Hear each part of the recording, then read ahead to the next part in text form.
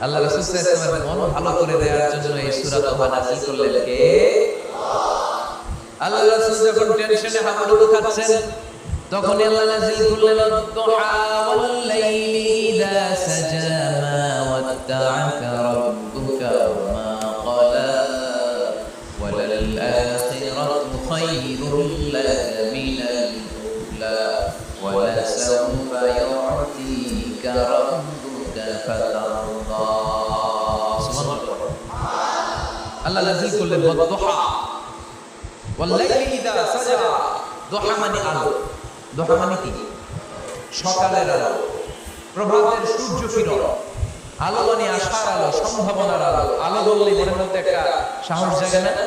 আর অন্ধকার বললে ভয় লাগে না? আমাদের ছোট বাচ্চারা বাসার ভেতরে অন্ধকার হলে ভয় পায় না?